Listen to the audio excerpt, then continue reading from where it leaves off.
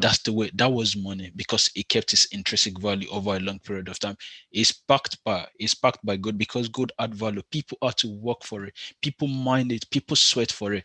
Unlike what we have in our hand today, that is just being to print a $20 bill costs less than 10p. So it doesn't have value. It's just someone could give you this and say this is money, and I'll do a little bit of deep dive into that. So that was the way things were before WWE1, and things were good. Now, when World War One broke out, America didn't really participate in the war. America didn't really go to the war. Now, what they did during World War One, Europe was in the war. A lot of USSR, Russia was in the war. America was supplying them goods. America was supplying the war goods and everything they need for the good, because the military men we have to survive. Every military man in their country had to go to war, so they had to eat. So now, when America was supplying all these people the goods they need, America did not take dollar from them. It didn't take United States dollar from them. It was taking gold from them. So World War One and World War Two, America didn't take money. Not until WW2 before America started partaking in the war. And when they started partaking in the war was almost finished. Now, at the end of WW1, the entire world's gold, 2/3 of the entire world's gold, I'm coming.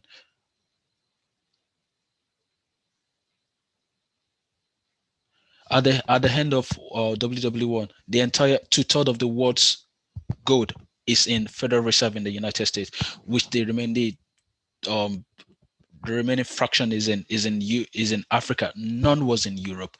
This led to, just a minute. I'll go to the next slide. I have a graph that really shows everything that happened. Just a minute. So after World War One, so the entire nation had to converge in United States, and they had to converge in Hampshire, Bretton Woods. So because after World War One, they never had gold again. France had no gold, Belgium had no gold, Germany had no gold again, because America has taken all their gold in response for that. So they need to stabilize the economy. So pretty much what now happened is there was an agreement, and that agreement is called the Bretton Woods Agreement. So this Bretton Woods Agreement makes all the currency in the world will now be pegged to dollar. When they are pegged to dollar 1 to 1, the dollar will now be pegged to gold. That will be $35 to 1 ounce of gold. That was the agreement, Bretton Woods Agreement, in 1941 in Hampshire, and and the world stabilized between 1941. This was 1880, before they went to the war. Classic gold, they were doing 20 to 20. Everything was fine. Everything was good. But after the war, the entire world system went to this kind of arrangement, because United States has 2/3 of the world's gold. So the entire gold, majority of the gold, is in US. So other country, if they print money, they need to peg their country, they need to peg their currency to something. They need to attach to something of value. And the only thing they could peg it to was gold, but they don't have any gold. So wherever they print, or wherever they generate, wherever paper they print, it's just paper, is not money. Now, so what now happened after the Bretton Woods Agreement? There was nothing like forex. Everything was, because everything is fixed. A dollar, euro to dollar to 35 gold per hand. So it's fixed. You can't cheat it. You can't say it's fluctuating, and things were good. Now, after the agreement, United States government started printing more money, because the agreement was, if you have 5 trillion worth of gold in your vault, in your reserve, you can only print 5 trillions of currency in circulation. Now, here is where the abracadabra, where the cheating and where the greed came into place. We're now printing more money than the amount of gold they have in their vault. So when they do this, the people notice this, that there is more money in circulation. Other countries noticed it, that there is more money in circulation than the gold they estimate to be in the United States vault. The United States government came with the Federal Gold Reserve 1934. That Federal Gold Reserve states that because there is now more currency in circulation, the government now begin to back $50 gold to 20 gold coin, which was 20 to 20 before. But because of more dollar in circulation, they increased it to 50 50 bill to 20 bill, and that couldn't still cut it. Now, because America needs to be buying things from all of this country when the world has settled as well, they need to trade.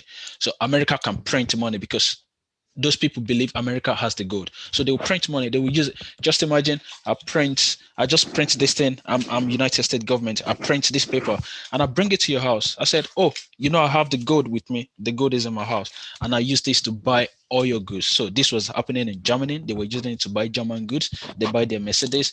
They buy stuff from China. They buy stuff from Korea. They buy stuff from Africa. They buy stuff from a lot of places with literally fake money. It's not really fake, but it's not equivalent to what you have in if you open their vaults, it's not equivalent to what they're giving to us, because what we have, what we believed in our mind, I mean, I hear the other country, we believe they had that gold, but the money they've printed now is just out of thin air. It's just printed. Is more than what is in their Federal Reserve gold vault.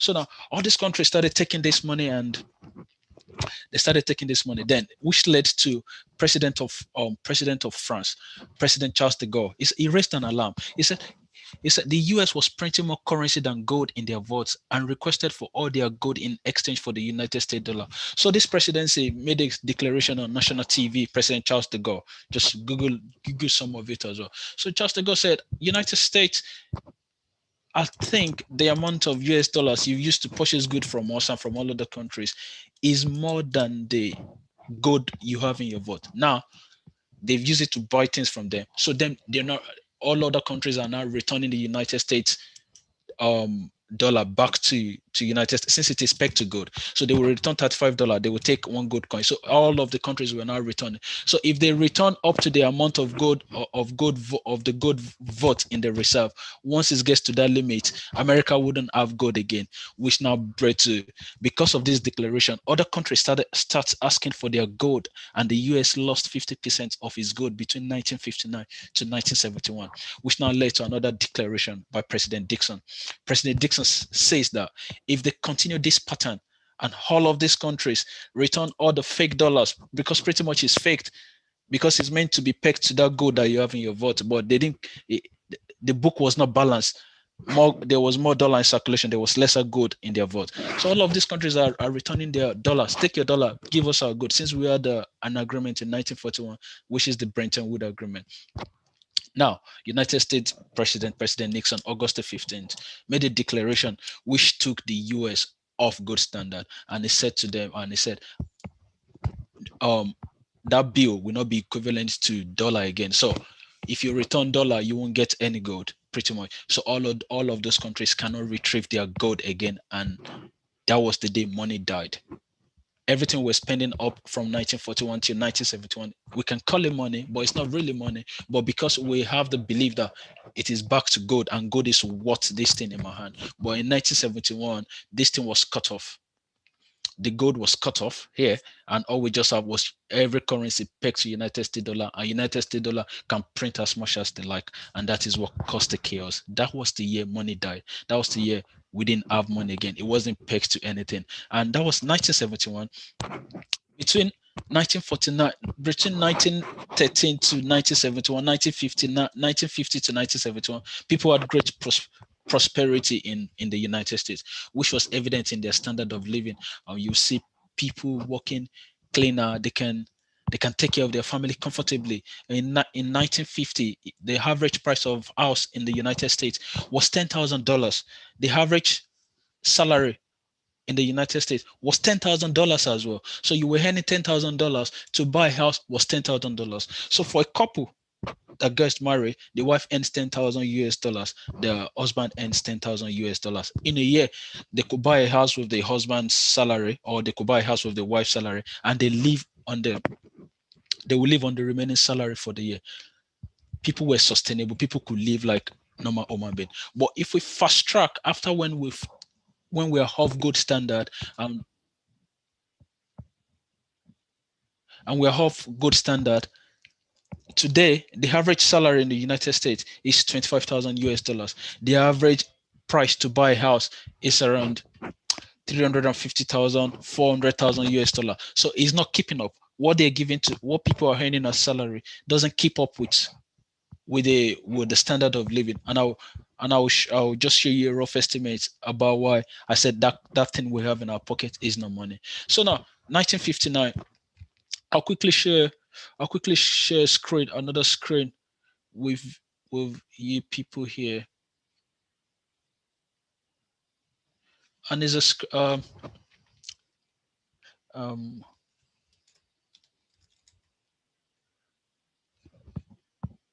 and it's the price of gold in.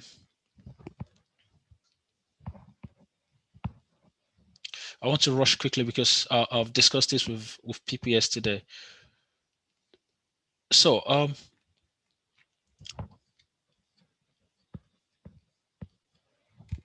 let me just come somewhere here.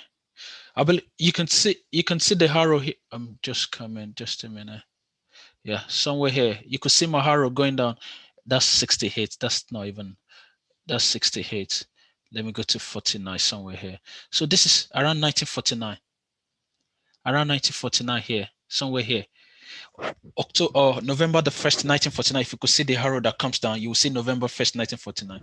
The price of gold was around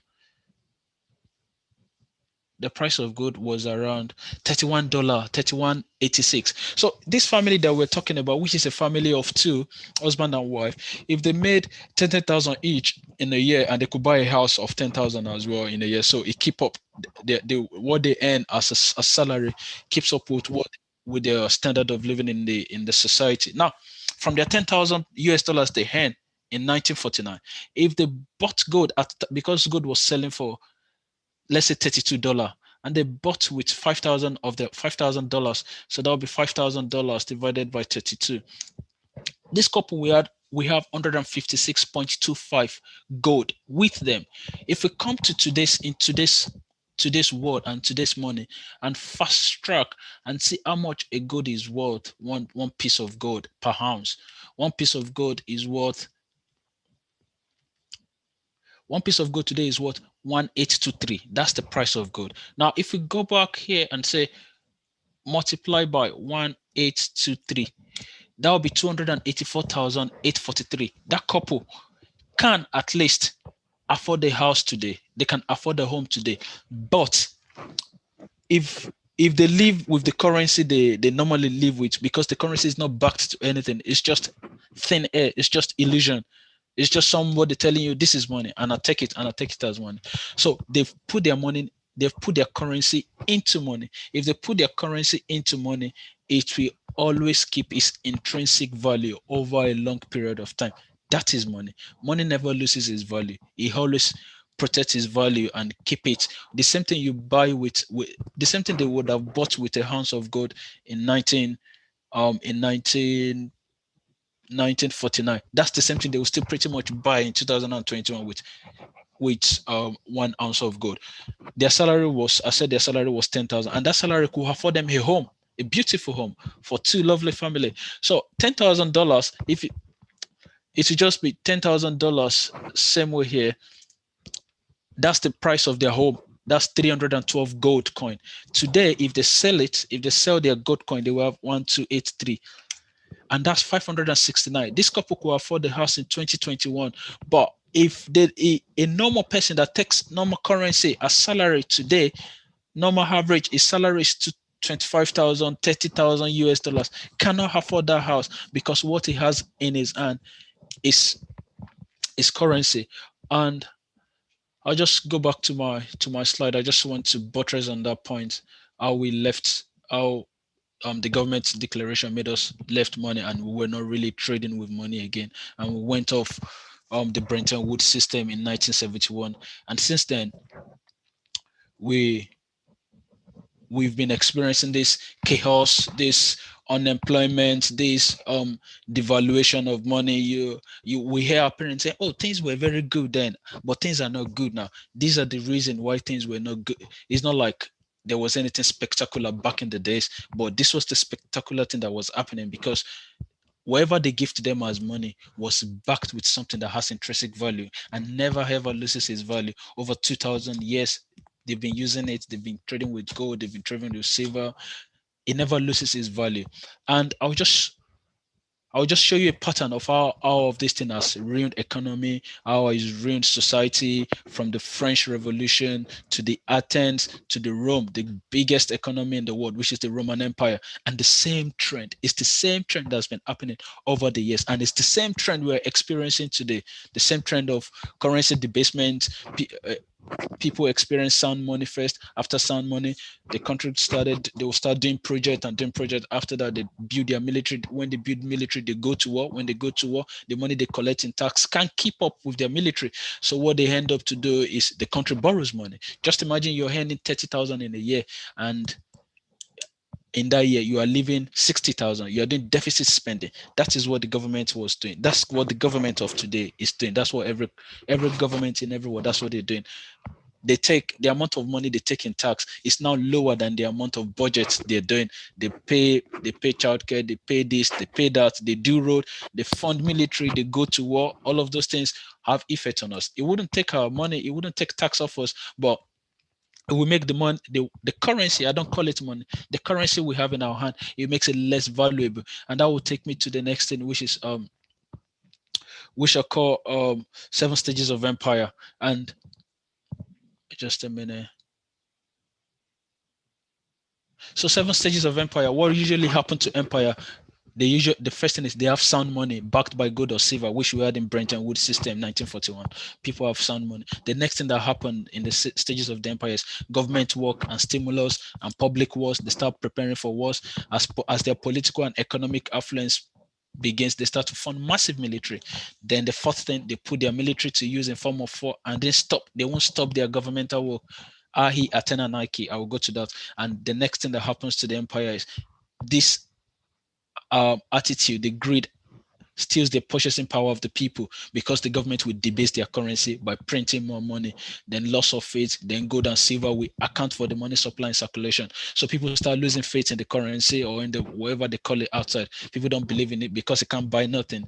Then after us, goods and silver will account for the money supply and circulation, just like the way gold and silver is accounting for the US dollars in circulation today. It was just $32 per ounce. Now it's $1,823 per ounce. So it's accounting for it. The ounce of gold will never change. It will just always, it will remain 1 ounce of gold, but the price of dollar will always been increasing to meet that inflation. So now I'll give you two examples before. Sorry, I'll give it to you.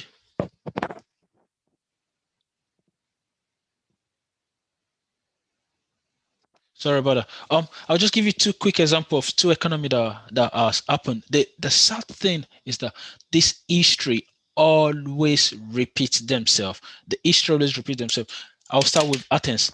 Sorry for those that were here yesterday. We talked about this extensively yesterday. That's why I'm kind of rushing it, and I'll take questions afterwards before we move to today's real topic, which is why the rich teach it, what the rich people teach their kids, and the poor people and middle class people do not teach their kids. Now, Athens was the first economy that has a working tax system. They had sound money. The Athenians, the Greece we know today, and we know what is happening in Greece now and how the economy is. So these guys, they were so rich, they were so wealthy. You know, they had gold mines. They got their gold and silver from Egypt to Lydia, then from Lydia to Greece, and it was the most civilized economy, country, society of the time.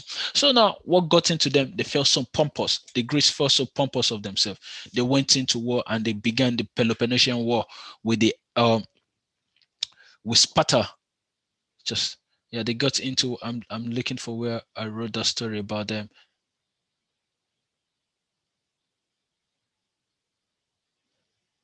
Just a minute.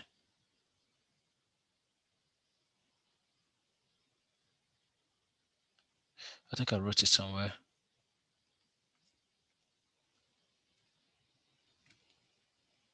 Yeah, anyway, yeah, they got into the Peloponnesian War with Sparta, and in the process of the Peloponnesian War, they started losing their gold mines to Sparta. They were losing the war, but even when they were losing the war, they've used their gold to fund the war, and they were continue their governmental work, their public works, and one of the fundamental work they were doing back then was the Athena Nike. Athena Nike is so big. Google it up, you will say Athena Nike. They were funding Athena Nike. They were funding their war. But when they were fighting the war, they're losing gold mines to Sparta. Sparta is from Rome. They're losing this fight, and their gold, the gold they have in their reserve started diminishing. They don't have gold again. So now what they do, they take tax from the people. They take 1,000 gold coin from the people.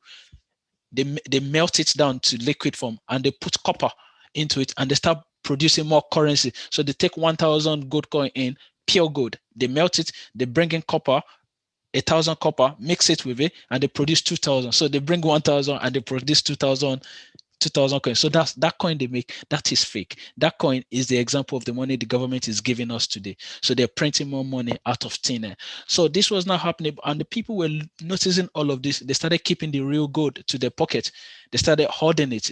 Because what is rare in quantity always have quality. If it's when something is very rare to say, it would the quality will always increases over time. So the quality of this gold that wasn't mixed was high, and the people were keeping it. And what happened at the end of the day? The people at what's it called? Athens fell because they had no money again, and they were conquered by Sparta, and Sparta took over everything they had, and they debased their currency, and they've still not recovered from that till today, because they lost to Rome. And Rome now, sorry, I'm looking. There's a particular. Before I go to Rome, I just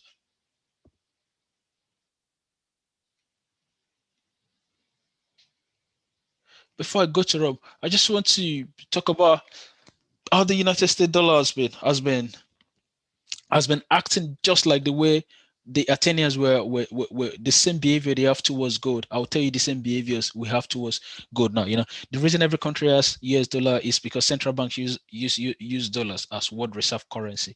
Oil is priced in gold. So now what is happening is majority of countries have noticed this pattern that this dollar way, because it's the federal is the global currency.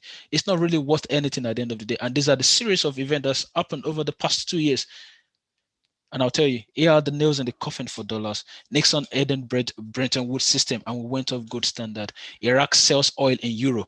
2008 crisis, 1.2 trillion was printed and added to our base money. People get worried about base money, and they rush to gold. But take note that this 2008 crisis, it took us 200 years for us to be able to. Wait, I have a diagram here. I have a diagram here. Just a minute.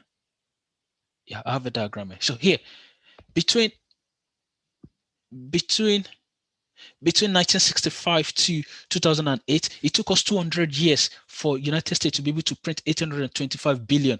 But now today in 2020 to now, it took us just less than 9 months. The government printed $1.2 trillion.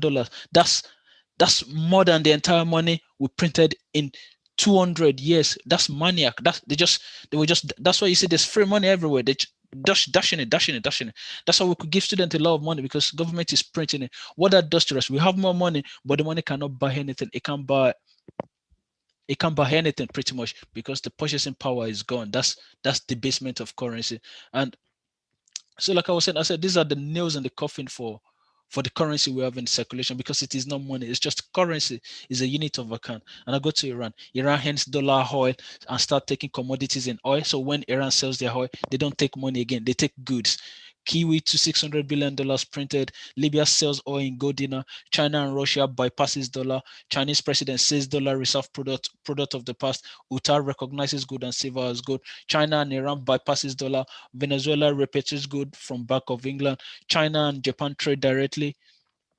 Lots of them. Russia and Iran trade directly. Iran sells India oil, rupees, and commodities. China and Brazil trade directly. Swiss citizens demanding their good repatriation. African countries ban dollar. You can go to jail if you spend US dollar in Zambia. Kiwi trade print money to infinity. Iran trading energy for gold. Singapore removes taxes on money. Germany repatriates 150 tons of gold from New York Fed. Citizens of Netherlands demand their gold repatriation. Ecuador to repatriate part of gold reserves. Austrian citizens demanding gold repatriation. China acknowledges fundamental market shortage of gold, and this is what China has been doing over the last 20 years.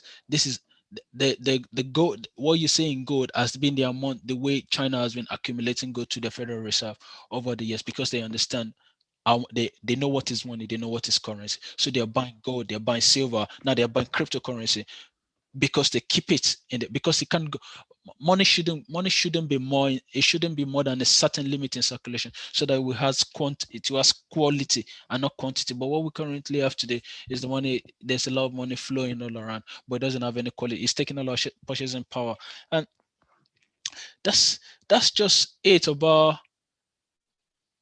economy. And the other economy that I didn't really talk in depth with people yesterday would be the first hyperinflation that was recorded in history, which is the economy of Rome. And that one has a very, very similar pattern with the United States. And I will go into that one. Just a minute.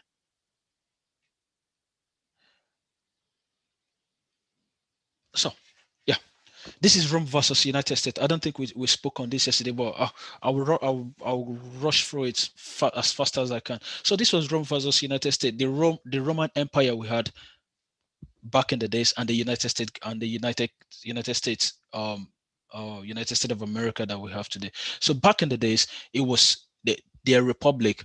Rome was republic, USA was republic, because they overthrew monarch. Both of them overthrew monarch. So what that means is, in Rome they have two emperors, because they don't want to give power to just one person. So same thing as in the Republic of Federal United States of America, they have two leaders pretty much. So that's why you have the president and you have the Senate. So the Senate puts Donald Trump always on check balance every time, and he can do the same vice versa. And things were good for 178 years. The Romans never experienced any form of inflation. That's crazy to even no evidence of any inflation. They were using gold and silver for their currency. Then the Hannibal of Carthage broke in. The Hannibal of Carthage was a war with the barbarians. They started having war with the Hannibal of Carthage started harassing Rome, and they went into war. And to pay for this war, they had to do deficit spending, taking 1K. They take 1,000 in gold coin.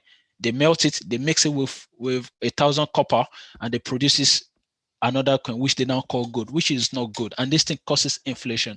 And most of their gold and silver was stored in a particular temple in, in Rome. And that temple is called the Temple of Saturn. And I'll show you similar pattern. The Temple of Saturn is like is treasury where they keep their gold. Is that same building, is the same pattern of building, the same structure that is the United States of America treasury, treasury of America. That's where they keep their where they issue the bond, they hire use, and they keep all their other Federal Reserve assets. And this was Saturn. This was the temple of Saturn. This is what it is today. This is the biggest economy in the world, just like the way we have United States of America. Rome was at the top. No any other country could compete with Rome. Everybody's dream was Rome in 300 BC, 304 BC, 505 BC, 505 AD. Everyone was there to travel to Rome. This was how great they were. They had money, they had gold, everything was going. But what happened? The next thing that happened is the government start debasing the currency. What causes government to debase currency? It happened in the Roman Empire. It's happening in America. So what happened? When I say America, I mean every country does the same thing pretty much. But America is the global economy, because that's what they are, because they have the highest number of gold in their votes. Now, pretty much. So what causes the debasement? Sorry, I think some people want to join. Okay, that's fine. So just entry. So what causes this? What causes the debasement is this country. I told you the Hannibal of Carthage was pressuring them, and they went into war. They started funding their military. The military they had is like an empire on its own. They have to fund the military and give money to military and set those military up.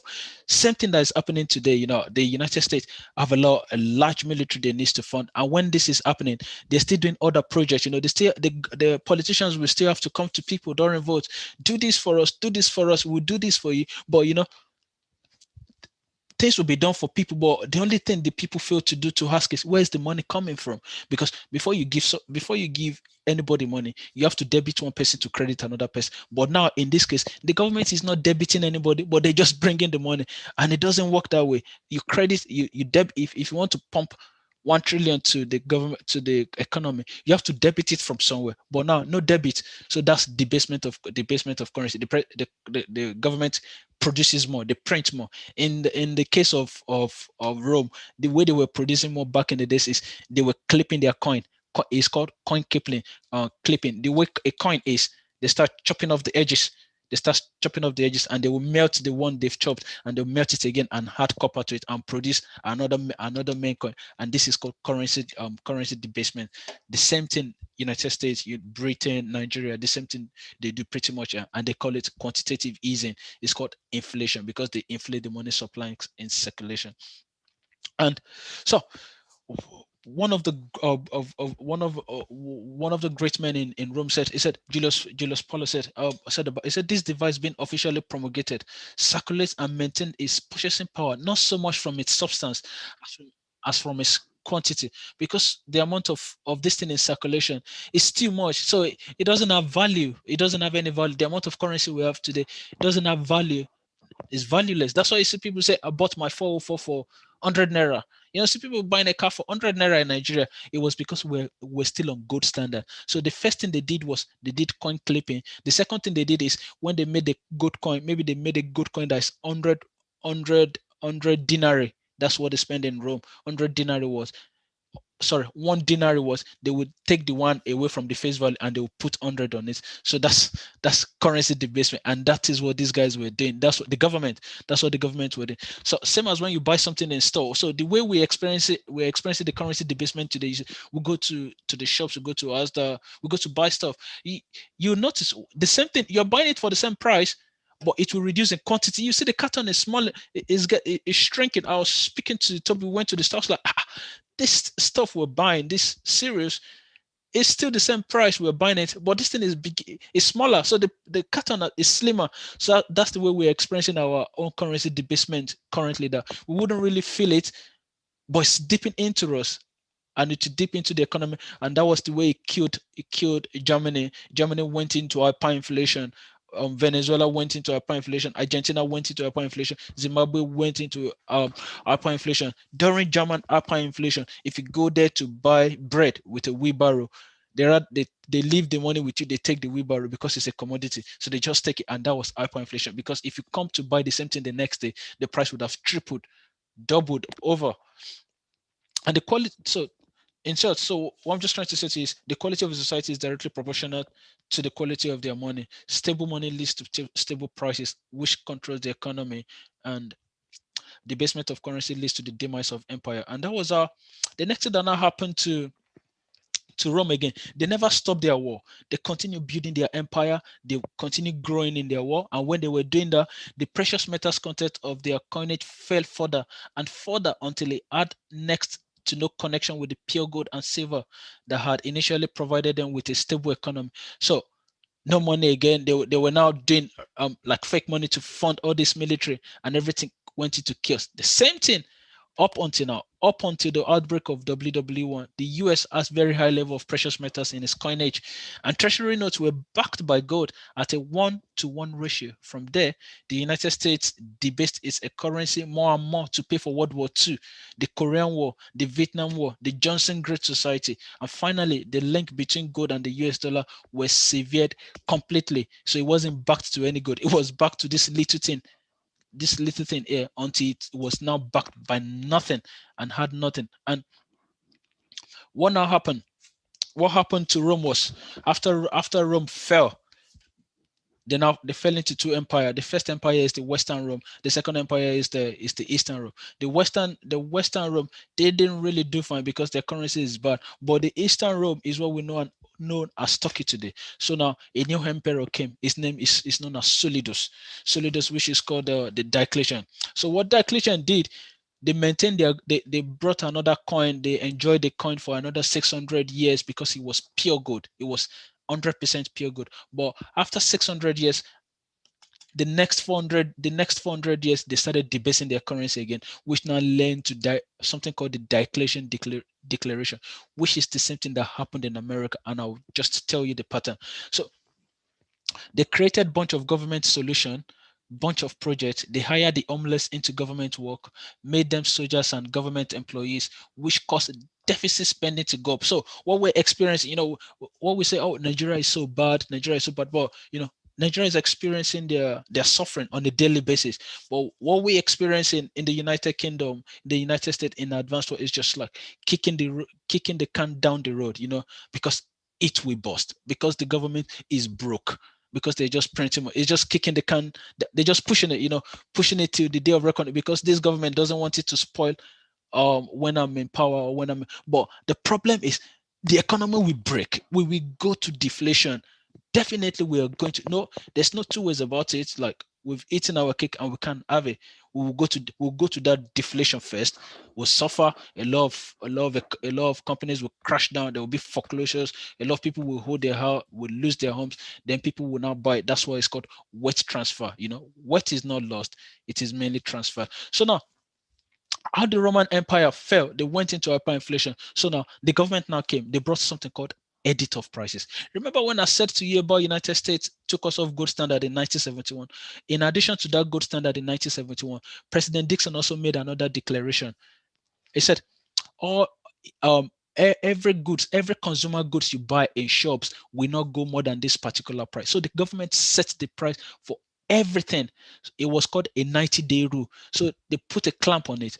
The same amount you sold this thing in June last year, that's the same amount we want you to sell it this year. So pretty much the government did not allow the economy to sort itself out, because if something is expensive in an economy, pretty much what that means is that thing is there. Then we need more people to produce more. And if when more people start producing more, the price will speak another volume, because there will be competition and you can buy from multiple places, and it will crash down that monopoly, and the economy will grow, the economy will foster, and the economy will heal, because there higher demand, it is expensive, then produce more of it, there will be it will cost less, and that's the way economy grow. But the government did not do this.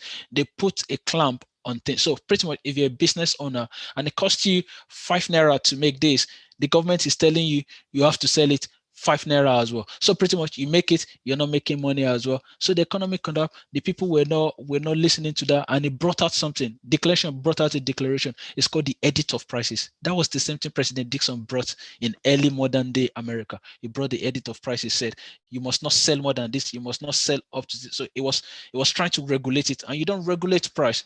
So edit of prices, it puts prices on all the goods. Further to the Declaration the Emperor, it says to them that every son in Rome back then must be in their father's business or face death penalty. That was the sanction. So now what now happened? How they now went into hyperinflation, because people were now doing black market. Now the 50,000 denarii when Diocletian became the emperor of Rome was one good pound. 50 denarii Rome money, Rome currency was one good coin. But at the time of his death, when he's dying, when Diocletian died, one gold coin is 1.2 billion denarii. So that's 42,400% hyperinflation over a period of 50 years. So pretty much that's how Rome fell. That's how a lot of people don't even know about Rome. That's how we never hear about them. So what that says today economy is 50 years ago, $35 to 1 ounce of gold. So after 50 years, that means 1 ounce of gold would be worth 1.5 million US dollars. That's crazy to even think, but that's happened before. That happened to Rome, and that's how Rome fell to today. So that means a car that costs $2,000 50 years ago will cost 85. Just imagine in the next 50 years we're buying cars at $85 million. That would be so crazy that I can't even think about it. But it happened to Rome, and the economy fell. It happened in France. It's called the law of maximum, and it destroyed France completely. And Alan Greenspan and Ben Bernanke, nobody can.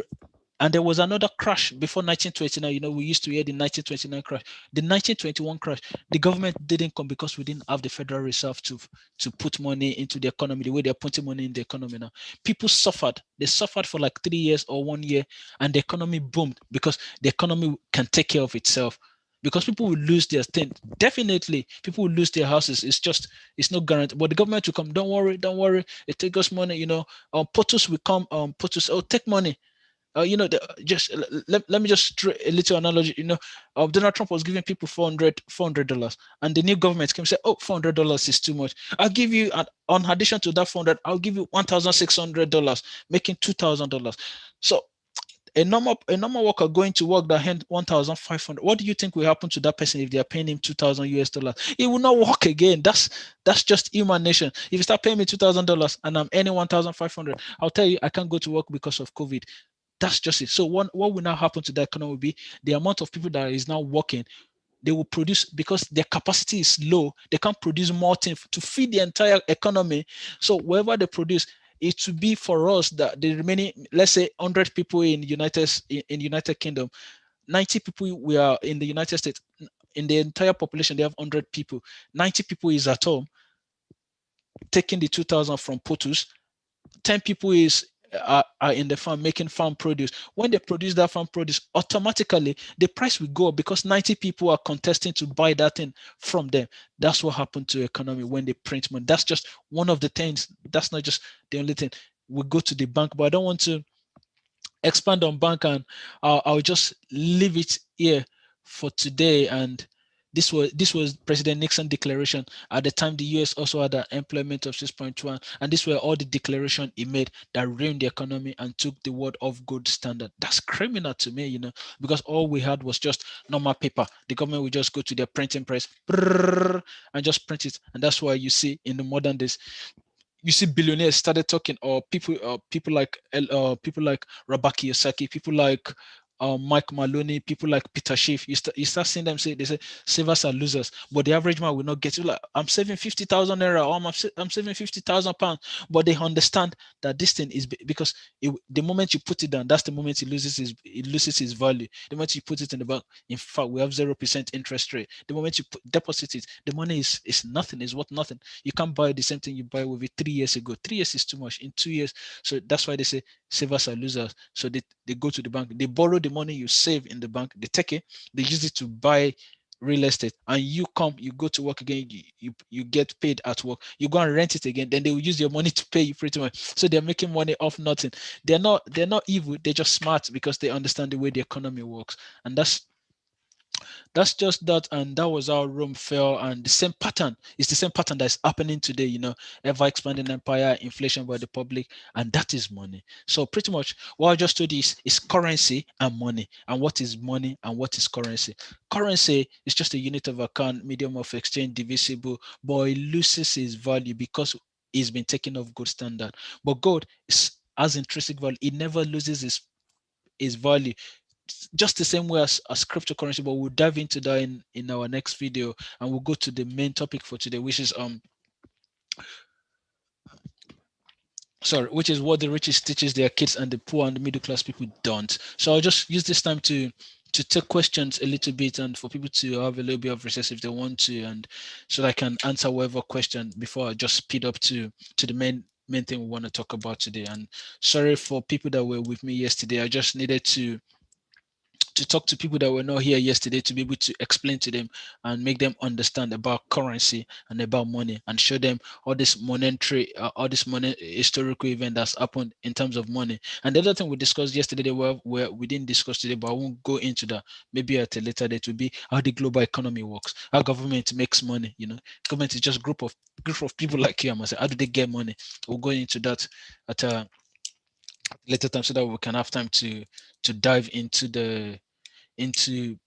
what I plan to talk about today, because that's what we told people I'm going to be talking about today. And I'm sorry, Mr. Olayide Olumeko. I just had to do a recap so that people that were not with us yesterday will be able to grab where we're coming from, so that we just don't go into another thing just like that. So that's it. I'll take questions, and I'll stop sharing my screen, and if you have any question, you can. If you want to have a cup of water or a cup of tea, you can, and I'm more than happy to take questions. So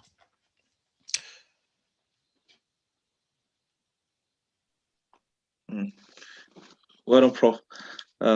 Super excited that you made that quick recap from yesterday's conversation, and that's a very huge one from your end. Thank you. I want to get this clarification in respect to the challenges that happened. You had referred to the war and how they were able to sustain that scenario with or without money. I want you to just have a recap on that, comparing that with our own country, Nigeria. Come again. Uh, I don't really get your question. okay, this is the question. You have referred that the economy in the US, the economy in Greece, and all of that, and how they were able to um, clutch on the coins to drive that economy. How can we do this in Nigeria? The reality is in Nigeria is that we are most likely at maybe 25% inflation rate right now, if I'm very correct. But I know it's two digits, between 22 and 25%. So what do you think? What do you think? That's right. Let me let me try and clarify this to you. You see, um, I told you, the United States and Greece, they were funding war. Roman Empire were funding war. You see, Nigeria is like we are suffering from we have a problem on its own. This fundamental problem that all these countries are suffering from.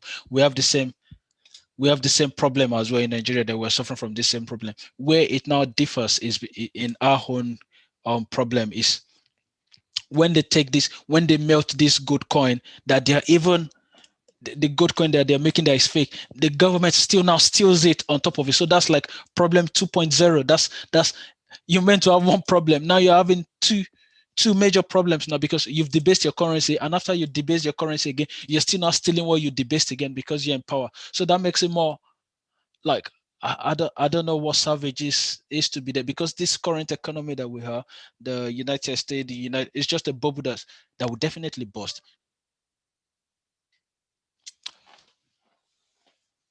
But I don't really get your question. I have Sandra here. Mr. Laide. I'm here. Thank you. Yeah, and the way that and the way that inflation works. Let me just make. I never wanted to touch on this, but our government generates money now. Let's for people with accounting background and finance, they might know this. So I'm a government now. I want to do. I come into power and I said to you, hey, listen, vote for me. I will build this bridge. I will give money to the poor people, to homeless. I will raise homeless. I will do all of this. I will do all of that. Now, all of those things I told you I was gonna do, and we have a military that is standby, that's already waiting, and I have government project that is already waiting that needs to do. So the entire tax the government takes in the entire population is a little fraction. It's like 5% of the money they need to be able to fund the economy. So now where the inflation plays out is this. Now, all those things I told you I was going to do, the government here in the civilized world, they were going to do all those things, and I'll tell you how they do these things. So the Treasury, which is the United States Treasury, we have the Federal Reserve, which is independent of the United States Treasury. The Treasury issues bond. This bond is called IOUs. So now what happens is the Treasury said they they issue to people, to private firms, like, come and buy our IOU. But when they buy that IOU, let's say the face value of that IOU is $100. So when this, let's say the Dangote, the big corporate JP Morgan, they go to the government, they buy their bonds of them. When they buy the bonds of them, they give the government money. That's how the government gets money to be able to use for everyday thing we do currently. But here is the problem. When they buy that IOU, which is the treasury bill from the government, it comes with interest. Okay, so it comes with maybe over a 10 years period of time, it comes with interest of 5 years. So these guys, the big guys, the JP Morgan, the Chase, the Barclays Bank, they go back to the government. They go back to the government and the and the treasury. They go back to the government, which is the treasury, and say, take your IOU. We are done with IOU. It's 10 years plan that we had. So they have to pay them back their money with interest. Now, for the government to be able to pay them back their money at interest, the government still needs to borrow money from another person. So it's just like government operating Ponzi scheme. So now it is at the moment where government cannot get another person to borrow their money to clear the debt they already owe. That is when the economy goes to disarray. And this is Apple. And the only thing they do in that regard is they print their way to prosperity. So pretty much, remember I was telling you that All this IOU, when China bring goods to United States, they won't take money from United States government. They will take money from because they're selling goods, they Alibaba. When they all the money, all the dollars they make, they won't take it to their country. They will use that money to buy IOU from the United States government, because that IOU we have interest over 5 years, 10 years, and the interest after that 10 years, the government cannot even pay the principal. So they need to borrow another money again. That is why the inflation happened. That's the way the inflation goes on, and it will affect everyday prices. Because what happens if the government has IOU and nobody to buy? So the Federal Reserve will just be printing money, and nobody to buy it off them. They'll be printing money and take it to the government and take it to the treasury, which is what is happening. I told you we printed $1.2 trillion, but who is buying IOU? Nobody is buying the IOU and the treasury bill. And one of the things, if you very conversant with law that recently changed, there's something called investment visa in the UK. So investment visa is if you invest 2 million in this economy, you have 3 years stay, 3 years visa. After 3 years of your stay in the United Kingdom, you'll be given a permanent residence and whatnot to stay in the UK. Now, under that investment visa, if I tell you I'm coming to invest in the UK, I should be able to do whatever I like with my money. Now, there's a clause on that. What you need to be invested is restricted by the government, and you can only invest it in one thing. What it is, you have to use your money to buy United Treasury bill. That means pretty much you have to use your money to buy all the welfare they give to people, which is crazy. That's to tell you the government is broke. Go to it, type investor visa UK. You will say, when if we give you this visa, the 2 million you want to invest in our economy, you will use it to buy the United States, United Kingdom treasury bill and bond, because that's the only way the government can make money. So that guy will take their bond and give them their money. And that's inflate. What happens if they don't see people like external people, foreigners or banks that are already broke, coming out to buy these bonds? And that's how inflation kicks in, and it affects everyday man. It affects us more, because our currency is pegged to their currency. So if their currency is suffering blow, ours is shrinking already. It's shrinked. So pretty much that's just it on the history for people joining us, Sandra. Sorry, we've covered a lot over the last 1 hour 10 minutes, but we've talked about finance, currency, money, difference between currency and finance, historical monetary history, and we've talked about a few other things. Just wanted people to take a few minute recess before we dive into today's topic on what the rich teaches their kids and the poor people and middle class don't teach their kids. And I can take any other questions as well, and we'll leave it. I don't know if anybody has any question to ask. All right, thank you, Prof. For Ochocha, if I'm correct with that pronunciation. Ochala. Ochala. Okay, so please just relax. We'll get you the slides, and that will be sent across to everyone who signed up. Thank you. Cool, that's fine. I'll send the slides over. And any other questions, please? Yeah, that's fine. Thank you guys for coming. We can just take a quick 5 minute. You can get a couple of tea, then I'll dive into the main thing I want to talk about today, and we'll pick it up from there. And thank you for coming again, and really appreciate you guys. My boss is smiling.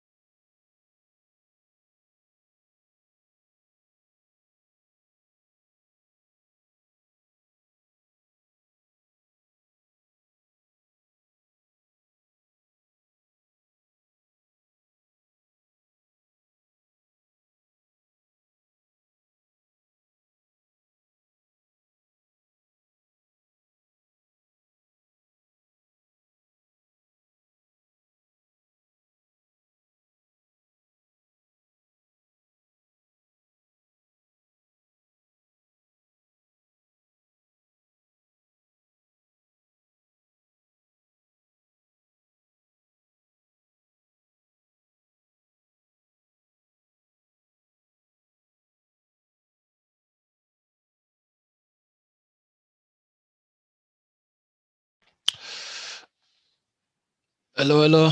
Tolu. Oh, what Hi, else? I'm here. How are you? I'm good. You wanted to listen. I've spoken to you now. I'm still No, waiting. I'm still waiting for your question, Tolu. I don't have a question just yet. No question, just share. Yes. Cool, that's fine. So, I believe everybody is here, so we could dive into the second part of today's topic, and I can just. Are we all here? Yes, we're here. Great. So the second thing I'll be talking to you about is a popular thing that I think a lot of people will know. But I think before I dive into anything cryptocurrency or anything trading or gold or silver or anything, the reason I'm doing this is I just don't want to set up people for failure. People need to understand money. Money, money's money you make now without the right financial intelligence or the right financial literacy is money some gone. You see, that's why you see a lot of big artists. See 50 Cent, they fight bankruptcy every day. You see footballers that's playing, they don't really have money at the end of the day because all they know, all they've been taught since the day they were born is currency. They didn't know money. They don't understand money. They just see the currency. Oh, I've made a lot of money. They call it money. It's not money. It's currency.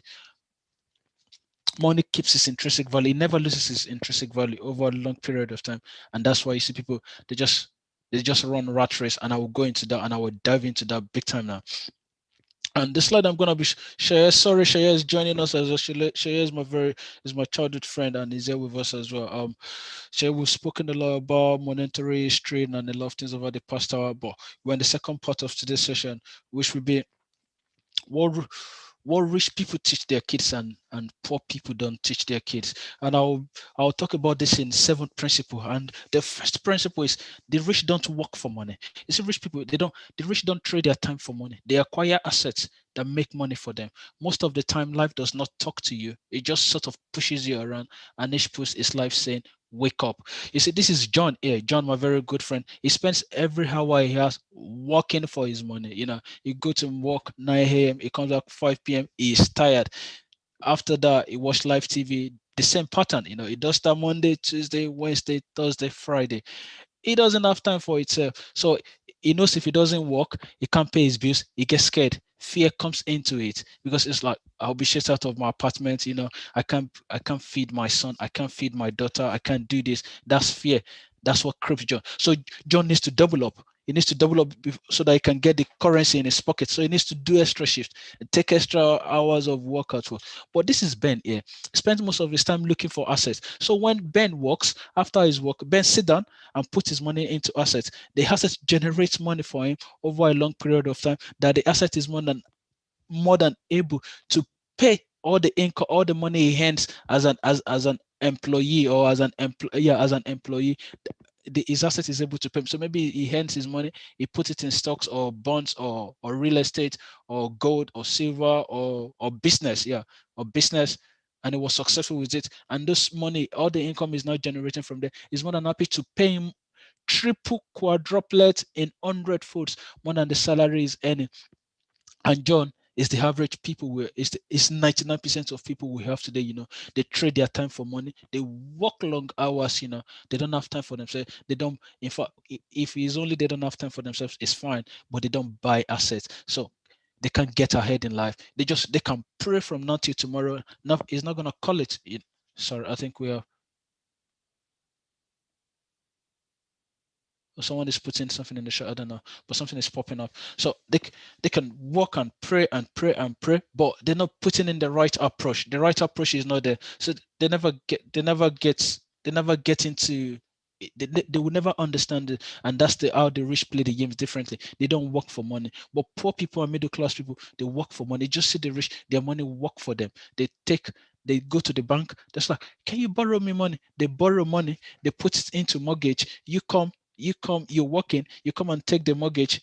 They take mortgage, they use it to buy a house. You come and rent the mortgage off them, and they take that money and they be paying the bank office, and they're chilling, they're enjoying it. They don't work. They're using your money you save in the bank, they use it to buy an asset, and you come again to rent the asset of top of it, and they cross their leg and they take the income into them because they can think, they can sit down and analyze things properly and knows where their leaks is. And that's That's one number one difference between the rich and the poor. Most people in lives are controlled by two emotions: fear and greed. You see, fear, like I said to you, like, I need to pay my bills, so they need to double up. I don't blame them, because all of us have these emotions. In us, we have rich people in us, we have middle class people in us, and we have poor people in us. But is how we're able to control these emotions, the fear and the greed. Where the greed comes into place is to kill a poor man, give him more money, you destroy his future, because he will work more money so that you'll be able to get that satisfaction. It's like, if he's using an iPhone 7 before, when you increases his pay, then the first thing that comes to his brain is iPhone 12. That's greed. That's how poor people and middle class people, they're greedy. The next thing that, I need a car. Pretty much, it might not need a car. I need a car. It's time for me to buy a car. I think I'm of the age. I need to buy a car. Greed started creeping in, and the double E will work again, because if it doesn't work, it can't pay his insurance for his car. It can't pay his gas for his car. So that is what my mentor, Saruba Kiyosaki, called the rat race. So he will run the rat race and run the rat race and circle it until he's 80, and that's called rat race. Just looking good but going nowhere. You lose good to people, like everything is fancy, everything. People think everything is okay, but things are not really okay, because you're in debt. You're in debt for like 40 years of your life, because you're not free. You can't buy what you want at a convenient time for it. Like, you can't buy what you want. So just buy that, because you've not put in the work. You've not bought assets. When you earn your income, the way your income come, it goes to your liability. It goes to your liability. Your insurance, you pay this, you pay tax, you pay all of this. You are done. It's zero in the assets. And I'll go to the next principle. The next principle is financial literacy. So this one says it's not all about it's not about how much money you make, it's about how much money you keep. I don't mean in the bank account. What I mean by you keep that, you're able to, the level of money you're able to sustain, like you're able to generate, is not the money you're making, but how does that money, how do you hold it? How do you hold it with you? How do you do something tangible with it? Intelligence solves problem and produces money, but money without financial intelligence is money soon gone. The money will evaporate because you don't know how to use it. I'm meant to be using currency, because I hate using money as currency, because we don't have money. Money is dead in 1971. So money without financial intelligence, I guess. So what do rich people do now? So rich people buy assets, but poor people buy liabilities that they think are assets. And things like, which, if I do a little question for you now, I'll say a phone, a car, a real estate, and a house you live in. A lot of people say, my car is an asset, my phone is an asset, the house I live in is an asset. The only thing that is an asset out of this 14 is the house that you take out for real estate. It's just a simple definition. An asset is something that puts money in your pocket. Liability is something that takes money out of your pocket. So people when they earn their income, they put it in their business. Your business is your asset, because it's a generating income. If you have a car that's generating income for you, like you're using it for Uber, that's an asset to you. It's generating money for you every day, every month. And if you have if you have a car as well that is not generating money for you, that is just it's a liability, because every month it takes money out of your pocket. So you see, they both have a car. John and Adam both have a car, but John's car is an asset and Adam's car is a liability. So if it doesn't generate money to your pocket, it is a liability. So now, where the poor people and middle class people, where they run into danger is they they use their income to buy liability, and the rich people use their assets, the profit from their assets, to buy luxury. They don't earn money and use it to they don't work and earn money and use it to buy luxury. They earn money. When they earn money, they invest it, they put it in investment. The proceeds of that investment, they splurge it, they use it to buy their toys, their cars, and any other things they want to buy. And this is the life cycle of the the diagram here is income, expenses, assets, and liability. So this is an income statement of, or I will explain it to you, income statement of rich people and poor people. You see, when a rich person gets his income, the first arrow, this arrow, the first thing it thinks of comes to his asset. 30% of his income comes to his asset in real estate, bonds, stocks, cryptocurrency. He puts something here every month, no matter how little it is. And after a long period of time, this thing in turn generates income for him. But for the poor people and middle class people, when he earns his income, it comes straight here. He will buy a TV, he will buy a car, he will buy game, he will buy PS5, he will buy all sorts of things. But he sees assets column is zero and he goes to church every week. He say, God, I want to be a billionaire. Of course, he can't be a billionaire. It's just like it's not rocket science. It can not it can't and you'll be singing some I want to have money like Dangote. It's impossible because you're not doing what Dangote is doing. Like you're not put you're doing work worth of £1 and you want to have 10 naira, £10. It's impossible. If you're doing work of £1, definitely you drive car worth of £1. If you're doing work worth of £10, you drive car worth of £10. That's it, because those people, that's genuine people anyway, not the politicians that are stealing money. They've put in the work and they earn money. But if you look at your balance sheet and you look at everything, whoa, listen, everything poor people and middle class is show off, show off, show off. And because that show off, they need to always, the show off is like a, it's like a demon that you have to feed every day to satisfy your hunger for all of these things, because they're short-lived. You'll be happy over when you buy a new car, when you buy a new TV and all of those things, but after a while you're frustrated when you're making the payment, because at the end of the month you're broke. Yeah, no money again. And now this is the diagram here. It's an example of a car. It's like uh to install the type of comment you hear from people with poor mindset and middle class people, the type of things that comes out of their mouth is, it is too risky to invest in gold, too risky to invest in housing. But they'll give you all the reasons that it's too risky. Cryptocurrency is too volatile. I can't put my money in there. But they can buy a car. That's crazy. The moment you buy a car, you lose 25%. It loses 25% of his face value the moment you buy it. And this is the regression here. You can never sell that car on most cases at the same value you buy it. But what joy? Just give me a joy. Like I bought, I earn income, I invest it. I have £1,000, I invest it. I made £5,000 from it. After making £5,000 from it, I bought a car of 2,000. Other than that, I have 1,000, buy a car of 800, and I'm hustling my friend for full money. That's because I don't have the right financial intelligence and the right financial knowledge. My mindset is poor. My mindset is pay as you go. Just live the life, and it's called a rat race. And that's why people with such mindset never get ahead in life, and they can never even be richer than their parents. To talk about their peers, they can't go above their parent, because the right, what you don't have, you don't give, because they don't have the right mentality and the right mindset. They just want to live the life, they just want to, but they don't understand the life. And that's it. The third principle in Robert Kiyosaki's book is the power of cooperation. Yeah, this is where the game begins now. You see, back in the days, we don't used to pay tax. I'm talking about 1754 and 1790. Those days, we never used to. There was no tax.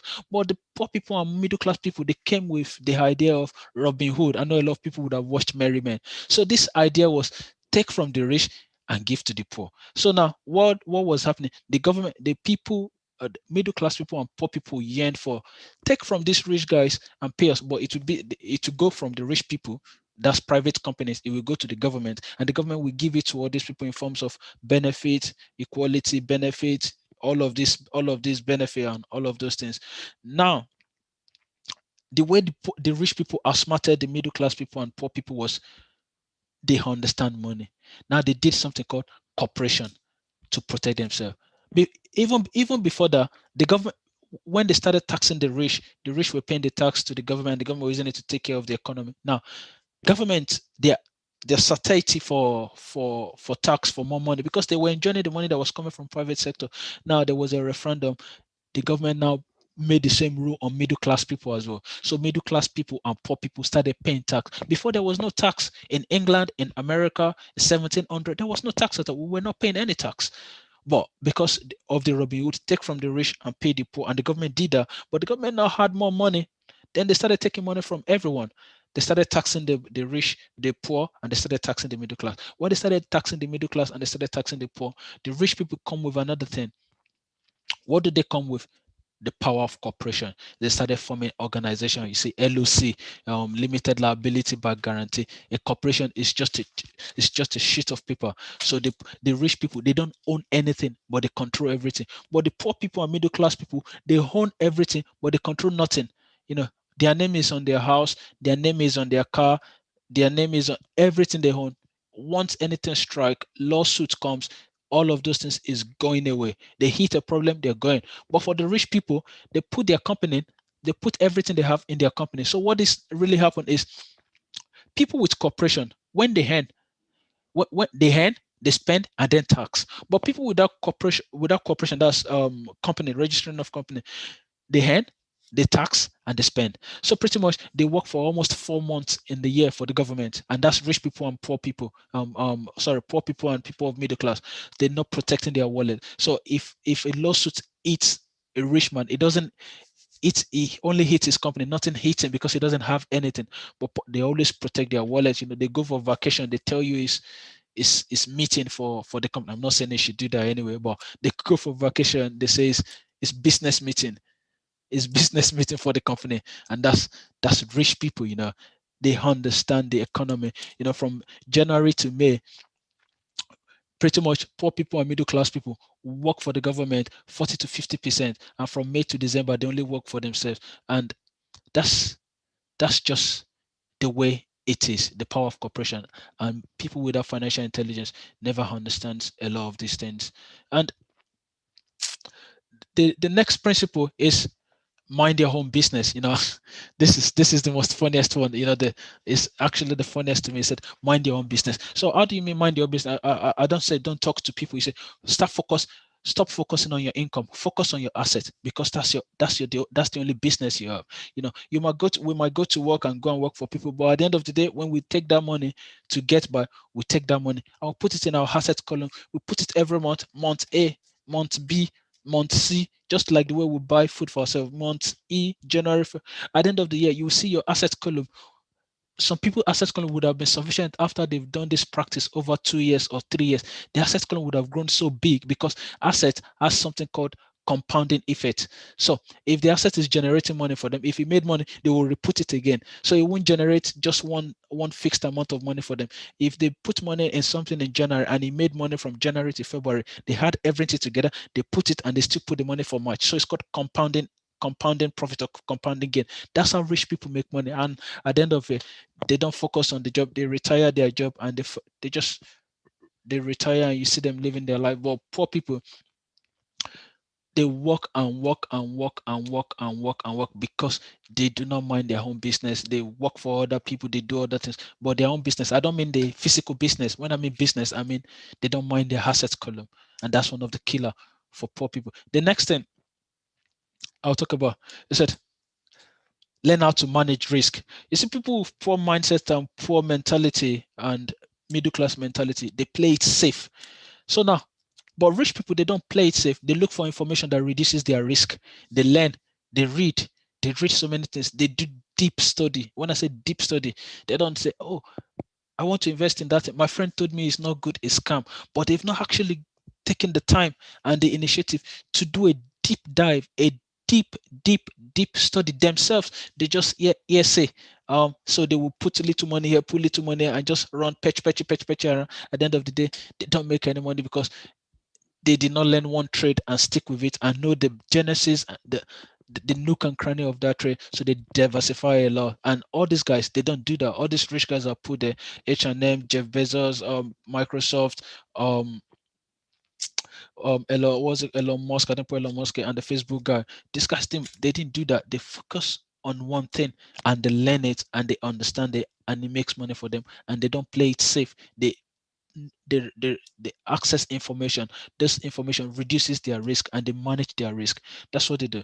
The other thing, this is the one I love the most, is education in personal finance. You know, mastering financial literacy, accounting, the art of understanding numbers, investing, the science of making money. That's the science of making money. Investing, they understand it. Rich people understand it. They know the market. They understand the market. The last thing is they understand the law. They know the law of how much tax they pay, how how to put their company in how not to be hit by lawsuits. They understand, but poor people doesn't understand, and they don't. Sorry, another thing they do. This is the school we go to. We never thought about money. Nobody taught us about accounting. Nobody taught us about investment. Nobody taught us about any market or the law regarding money. And this all we just thought about school is go to school, work hard, get a good job, especially in Nigeria, marry. Go to school, go to NYSC, get a good job, marry.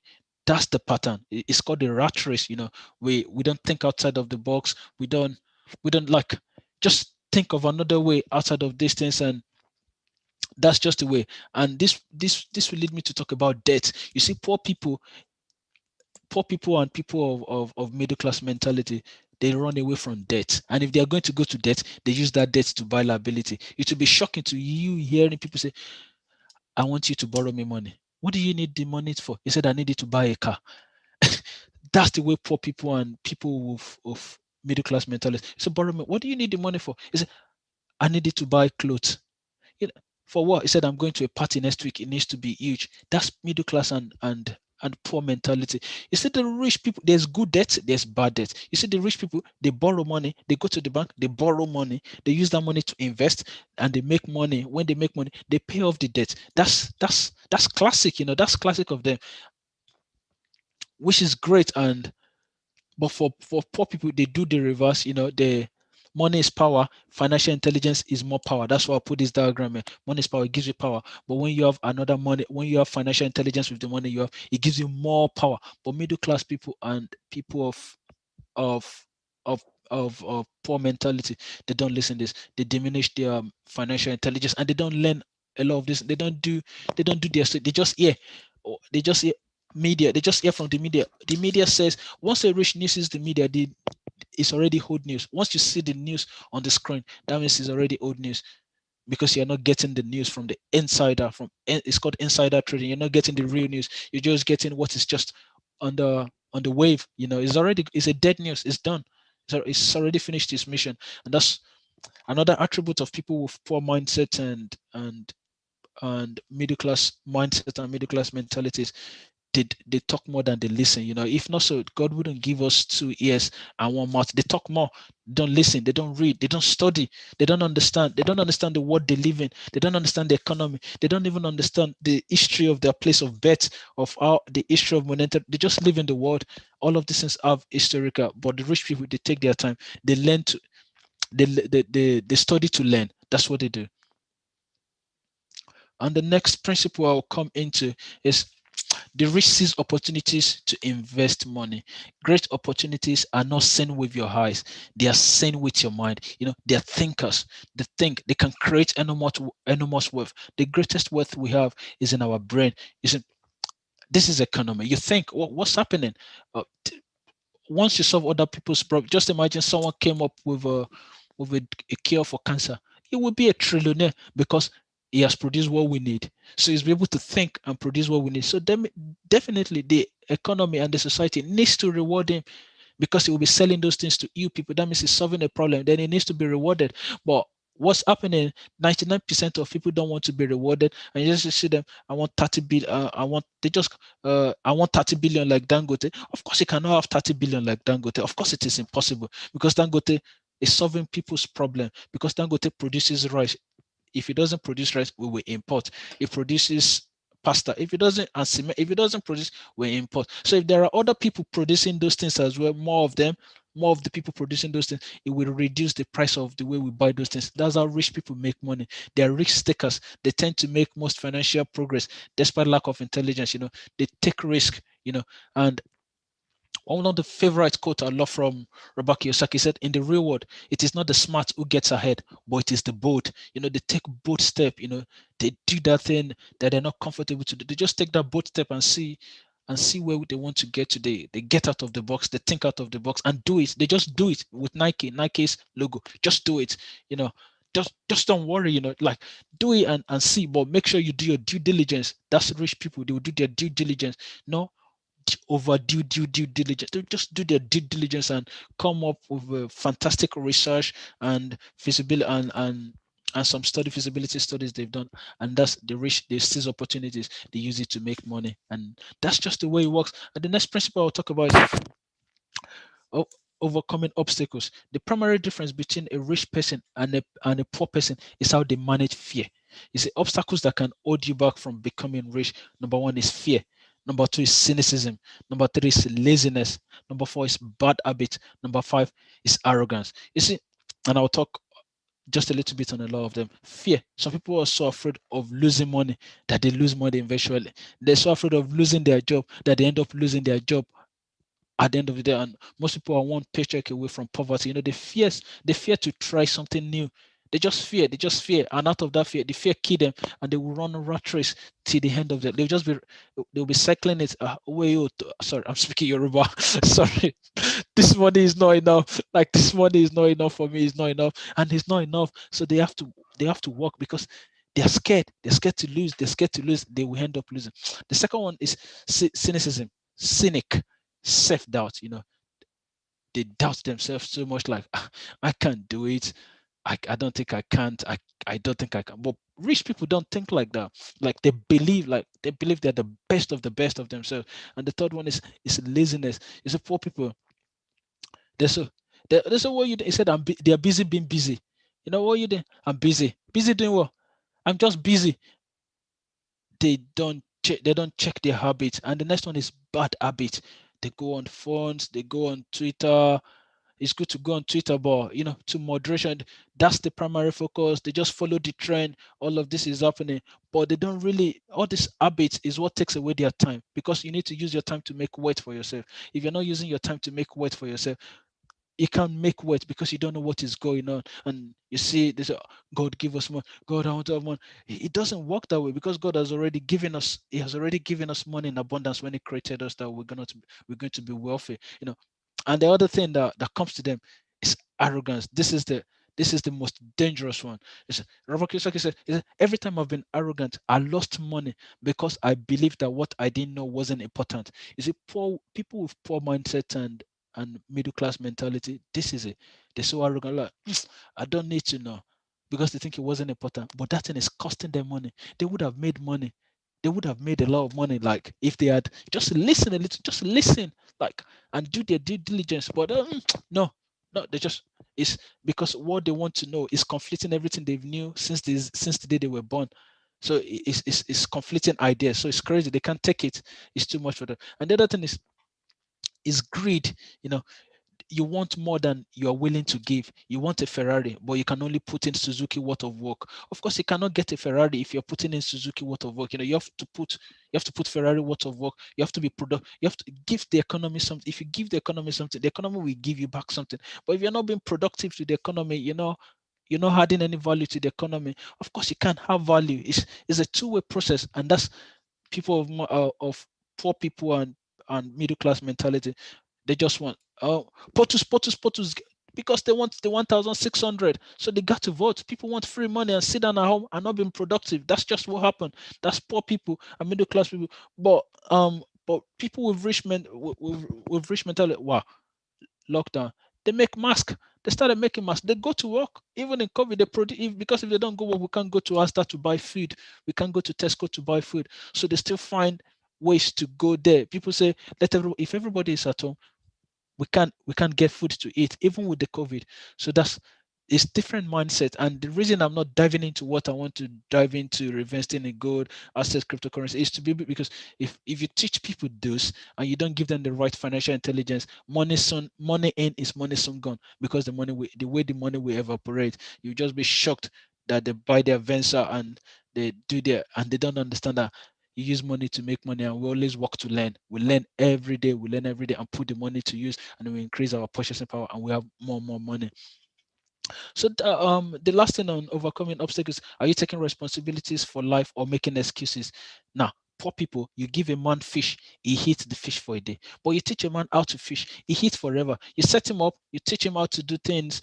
He will never come back to you again because he's self-sufficient. But people of poor mindsets, which is very common in the Western world. Yet here we are in the UK, in Europe, in America. People are so dependent on the government to feed. Give me this, Give me this, give me this, give me this.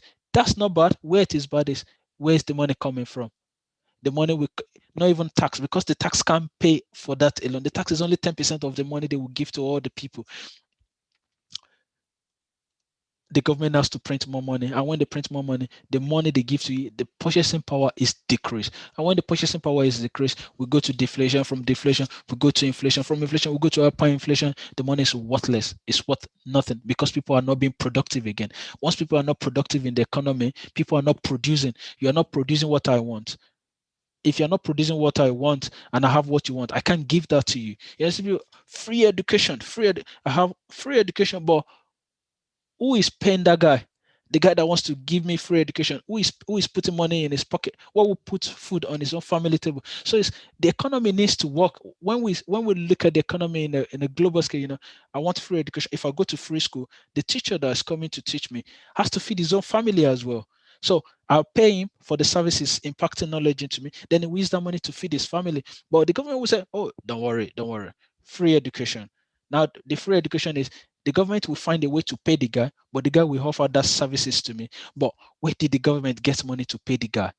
They print more money, and that's where we have more problem, because it's just the way it is we say the way the situation is, um we want more stimulus, and the stimulus is what got us into the position we are, because we don't want to go into that process of suffering because for the economy to reset, for everything to reset, we have to go into that process of deflation. Everything will crash, people will suffer, people will lose a lot of things. But now people with the right financial intelligence will position themselves properly. They'll position themselves where they could hedge inflation over a long period of time. They will get out of currency and invest in money, and they will go to money and hold stuffs of value. And when they hold stuff of value, when everything crash, they will buy the business that's crashed, because they've positioned themselves properly, because they're in money, they're not in currency. As people that have been with me yesterday and people that have been with me earlier today, they know what I'm talking about, currency and money.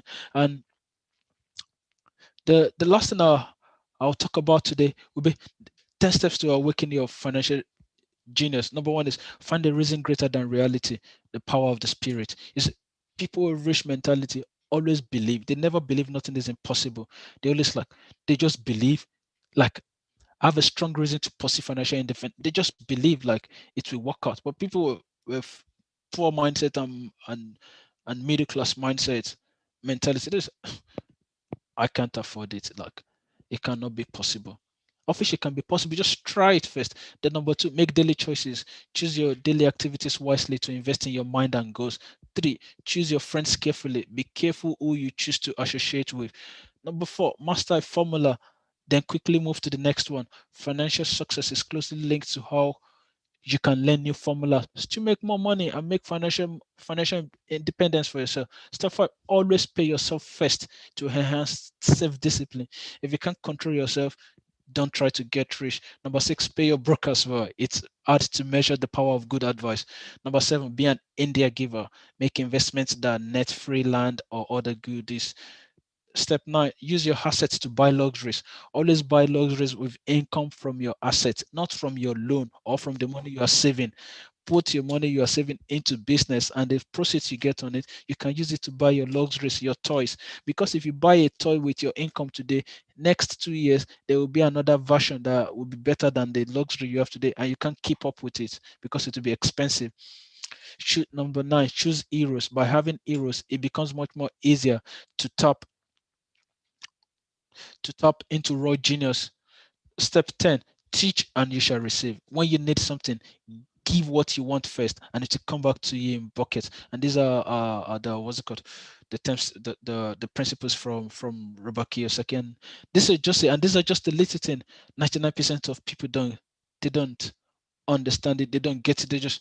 They walk, walk, walk, walk, walk, walk, walk, walk, walk, walk, walk, and walk. And if they understand the way the global economy works, is done, because all the people, all the money we're working, all the baby boomers, the people that due for retirement, all the money they've been putting in their retirement pot, they've used those money to buy bonds and IOUs. The government cannot pay them again because the economy is bust. It recently came out in Nigeria, I think about a month ago. The government says it can't pay its debtors. Those are not the other countries they owe money. The people that borrow the government money, that not borrow, that bought IOU. So the government is they are obligated, mandatory to pay their debtors because they bought the government bond. Now the government says we don't have money. The debtors, the people cannot do anything. The only thing they can do is when the government comes again, they can borrow the government money. And what happens? The economic crash. And that's just little to share with a lot of us. I believe a lot of people would have read this. I sent it to a lot of people, and those are just the principle that rich people don't work for money, and poor people and middle class people work for money, and they run a rat race over a long period of time. And I'll just leave it at that, and I will take one or two questions, and we can dive into cryptocurrency. If we still have the time, then we just I'll go into it maybe for like 30 minutes, then that will be for today. Then Mr. Olayide said we're meeting again tomorrow, then we'll pick it up from there. But I'm more than happy to take questions from people.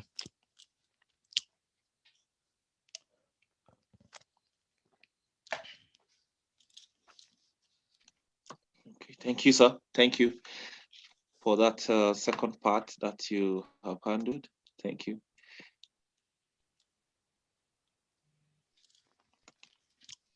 Um, Cool, that's fine. One of us said there was a flat battery. That's fine. So questions. I'm more than happy to take questions. And before I just go into data and go to graphs and show people a few things on my computer. Cool, that's fine. That's okay. Thank you, Yetunde. So pretty much I'll just do a little bit a little some proof and fact finding about some of the things, about some data, and I did this calculation for people that were on with me yesterday, that were online with me yesterday. Okay, that's fine, good now. And we did the calculations. Like, it's not more money, it's not more money that's the problem. It's what do we do with the little one we have, like that little one. And I'll just do a few calculations today with people, and people will be able to. I'll share my screen with you again, and since in absence of no question, and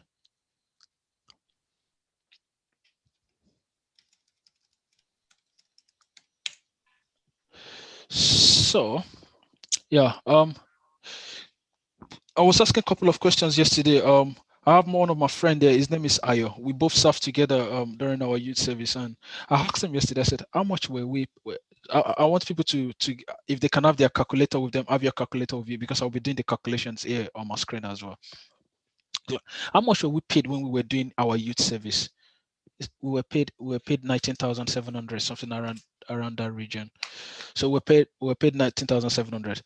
And the government paid where we do our place of primary assignment in Nigeria give us 5,000 naira as well. So all in all, we had 30,000 naira after every calendar month. So by the end of our service year, we're able to make at least 300,000 naira. So we made 300,000 naira in 2014. So we paid our tithe. We're Christians. We paid our tithe. Our tithe was 30K. So that left us with 270,000. So we took 100,000 out because we lived in a family house. It was a redeem house for a year.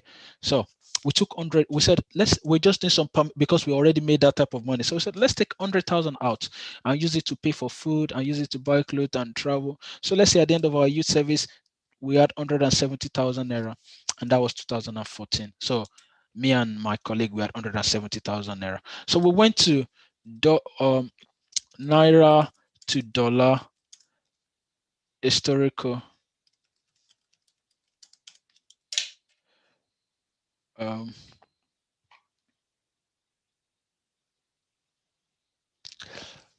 so we went to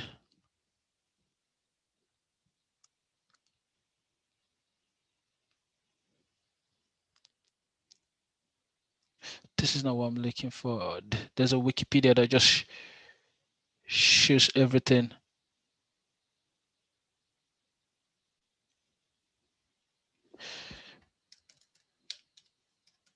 Historical price of dollar to naira. So pretty much this thing tells us yesterday. I can get it now.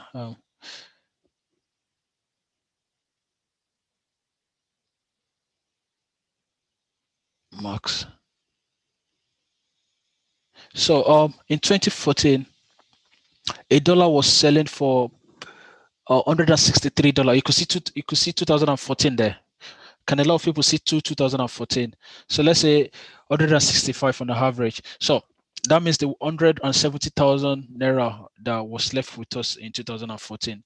If we want to convert it to dollar, that would be 170 divided by 163 naira. So that would be 170,000 naira divided by 165. That was the price of dollar at the time. So we had $1,030. Let's say 175. Let's shift it up. Let's say we had $971. So that was what we were able to come out with after our use service. Now, if we had the right financial intelligence then, and we just a minute. So we had $971 in our pocket. That's what we had. Me and my Otondo friend. Ayo. So, and I'll go to a shot of a coin then after when we just graduated. It's called Ethereum. Ethereum was selling for $54. You could see the date, October 17, 2015. Okay, market cap 40,000. The price per one is 0.54. That's October 17, 2015. We finished use service 2014. So we already had the money in hand. We had the $971 in our hand. If we convert our money, we had $971. Let's say we had, let me even put it down, we had $900. Let's say we had $900 or $950. Now, $950, and we did our due diligence. We were not scared. We had the right information. We were up to date with our skills. We didn't add money, but we had time to learn a lot of things and do a deep dive on what's going on in our economy. And we bought this thing when it came out. And this was 2015. Okay. Now, 2015 was selling for 54 cents. A lot of people could see 0.54. So pretty much what we just do is the 971 that we converted our $170 divided by 0.54.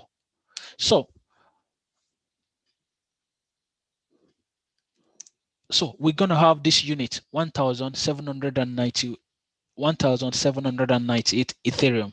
That's what myself and my friend we had if we had bought with after we've taken the proceeds we were able to make from our youth service, 1,798 Ethereum coin with us.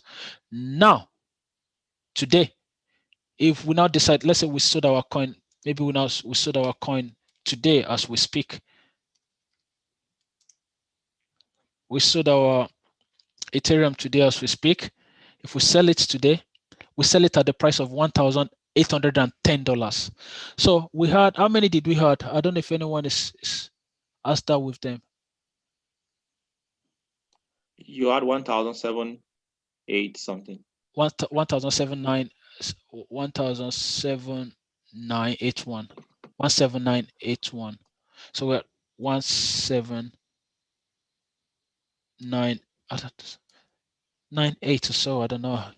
This is, but anyway, let's say I just had 1,791. Okay, and the price for today for that same coin is 1,1810.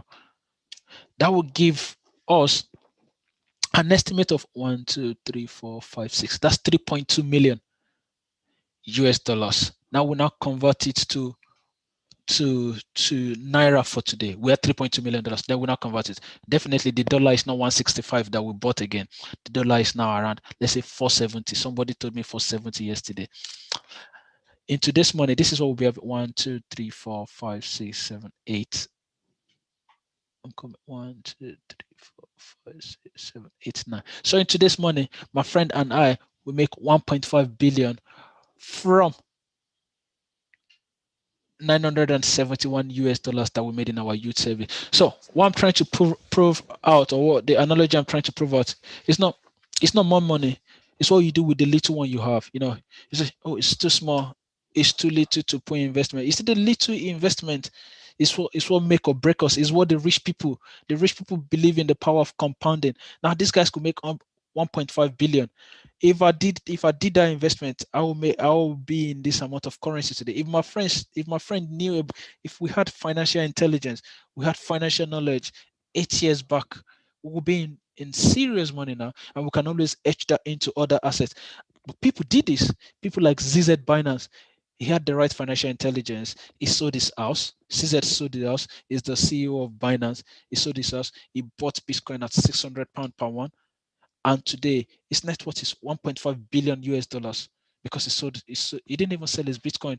All of them are still with him till today, but he sold his house because Ekusi is a risk taker. He understands the market. He did his due diligence. He didn't come back from work and just do the same old thing. He changed his habits, because if you put money into something, your mind will be there. So you need to read about it. You need to understand. You don't give money to people, say, do this for me. You need to be able to take some both step of responsibilities. How do this thing come into fruition? Like, how do you do it? What's going on? Teach me. Like, don't give to me, teach me. So when you teach me, and that's just it. People put money in gold, people put money in the precious metals, people have businesses, people look at the needs of the community they live in, and like, it's not only cryptocurrency. People start investing in business. I think there's a need here. But poor people and people of what's it called, of poor mentality, like, I don't have money. You don't need to have money to make money. That's the truth fact. You close deals. This guy wants to sell. This guy wants to buy laptop. This guy wants to sell laptop. This guy is willing to buy his laptop, the same laptop that he said he wants to buy it for 200,000. That guy sells. The guy that wants to sell is willing to sell for 150,000. I go to him, I buy the laptop for 150,000. I go to the guy that needs it, I sell it for 200,000. He is happy. He is happy. I made 50,000. Everybody is happy. I invest that money. I made more money with it. I compound it. That's how you close deals. That's what the rich people do. They go to bank, they borrow money, from the bank, and they invest it because they've done their due diligence. When they invest it, they make money from that and they pay off the debt. When they pay off the debt, whatever money they make off that investment is infinity, because they will be earning it. It's just free money to them because they've done the work, and they've done the due diligence they meant to do, and they understand the market, and they know how the market, how they enter to, how it works. You buy things, you buy 5 naira, you sell like 7 naira. You've made £2. You buy £10, you said £11, you made £1. You do that over 10 times, you've made $10 or £10. That's how rich people do, and that's how they compound their interest. I could do, because we've taken too much time, but strictly tomorrow is gonna be cryptocurrency, trading, technical analysis, and how you could just, if you that's what you want to dive into, I'm more than happy. I'll share that with you in full details. But the only reason I'm just doing this today and yesterday is I just don't want us. I don't want a situation where people are set up for failure, because if you make money or you lose money and you don't understand what's even going on around you, you just find out I'm making money. You know, it's like drug. It makes you happy. You'll be so happy. But when it doesn't give happiness, the process of making it gives joy. It gives up in different law because I'm doubling it. But the money itself, it can't buy. It's just an illusion. It's not real. But you can use it to solve other people's problem. But with the right financial intelligence, and with all these things we've discussed yesterday and this thing we've discussed today, if we go into anything and we discuss about that means I'm not setting you up for failure, because it will shape the right mindset, and you'll be in a better place than we were yesterday. Both yourself and me, not just you. If I'm talking to you, I'm talking to myself as well. I'll try to improve my skills. I'll try to add value to my community. I'll try to be productive to my community so that I can get money from my community, from the goods or services I'm producing to the economy. But if I'm not producing any goods and services to the economy, and I'm not adding value to the economy, definitely I cannot make money. So that's just it. And tomorrow, definitely, there is no, we're not going to monetary history, we're not going to the history of money, we're not going to how the global economy works, we're not going to the principles of what the rich buy. The buyer said they don't buy liability. We're strictly going into TAs, technical analysis, and cryptocurrency, and we dive into it, and I do a whole lot for people tomorrow. But everything I'm gonna be saying, I'm not financial advisor. You do your own due diligence. But I'll just tell you, technical analysis, and I'll tell you what it is, and I'll tell you what is happening and what I know and what I'm using pretty much. And that's just, I just wish to share with people, and that's just it. And that's the end of it for today, Mr. Olaide. So tomorrow when we're on the session, pretty much as that, then I'll start sharing my screen with you. I'll show you exchange platform. I'll show you where to store. I'll show you how to buy. I'll show you what to buy. I'll show you what to lose. I'll tell you what to look out for. And every other thing you do after then is your own responsibility, because I'll try my best to highlight everything for you. Okay. Thank you, Prof. There is a question in the from Olusheye. Oh, good. Hi, good job. My question is, how do you know which investment would boom?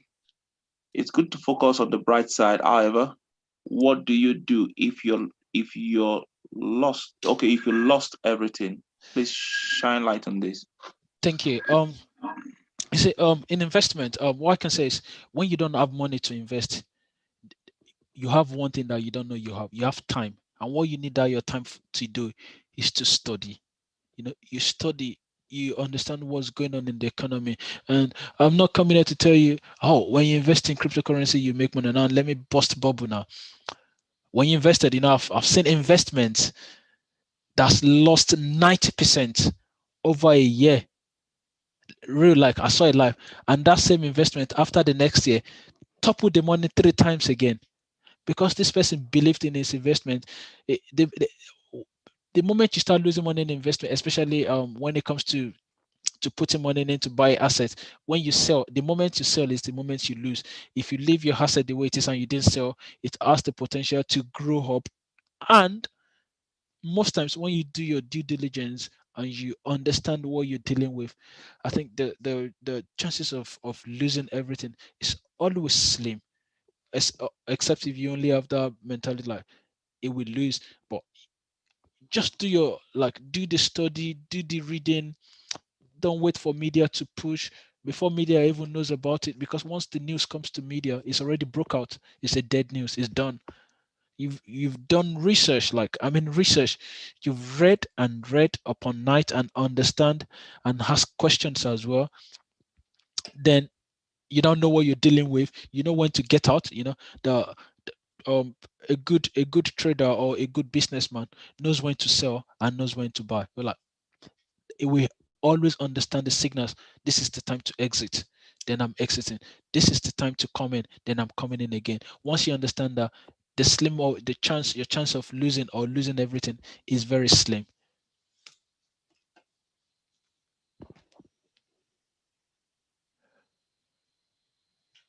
Mr. Lloyd, All right, thank you, Prof. There's a question because we stream this live on YouTube.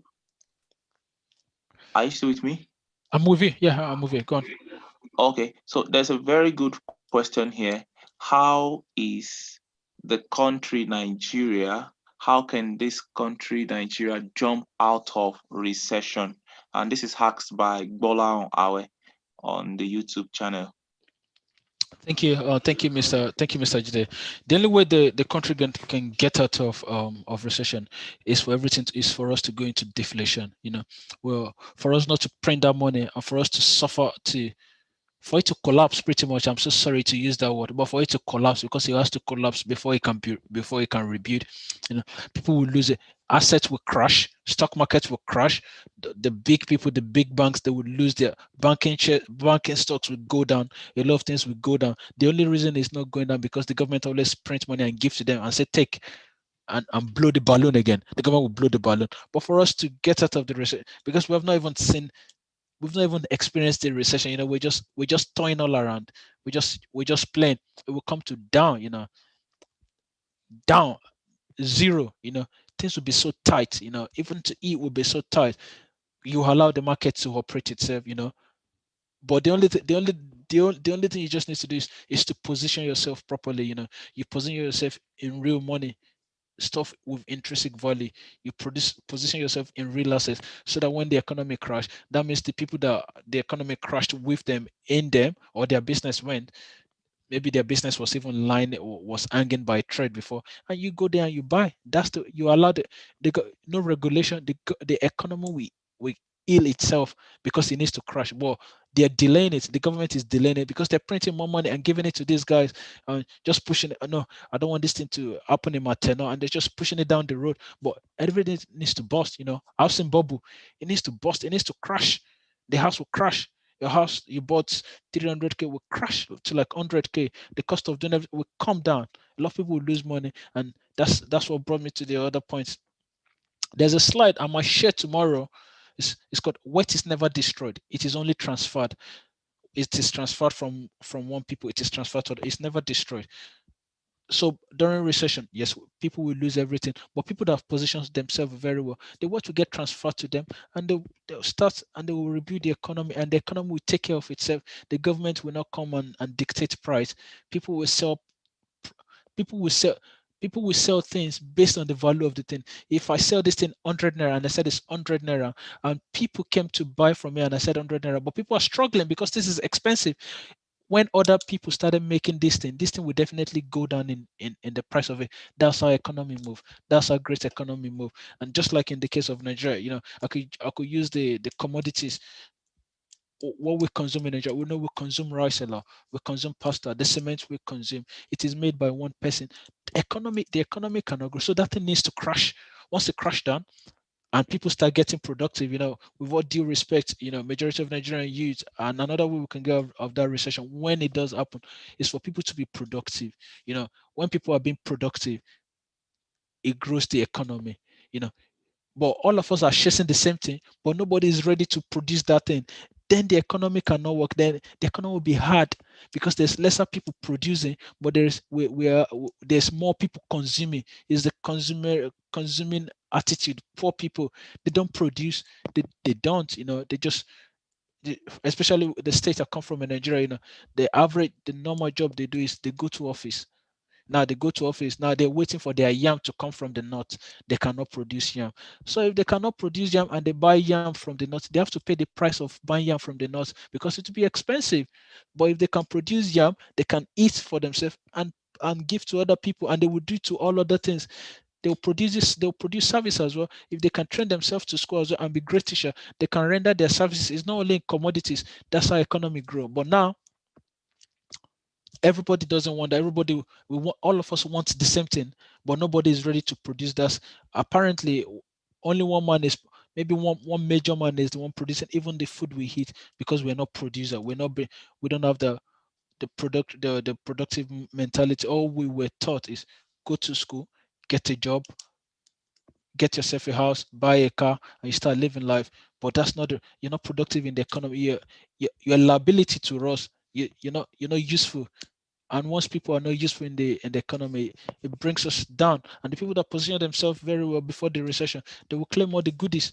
They will buy every other thing for peanuts, and the economy will grow back again. The economy will definitely, because it will control itself. So that's just all I can say on that, Mr. Laide. Oh, thank you, thank you, thank you, thank you. You've done justice to that question. I believe Bola has also gotten some light into how Nigerian can bust or come out from recession. Thank you very much. No, Thank you. so, sorry, we're not yet in recession. Like we're not yet in anything. Like this will be very dear. I mean, very dear, dear. Like very dear. I'm not a doomsayer, but it's just the way it is. If the global economy is shrinking, like the way the US is, the way the dollar is borne down, the average value of $1 is 0.16, is 0.12. You don't need a soothsayer to tell you that the dollar has lost 95% of its purchasing power.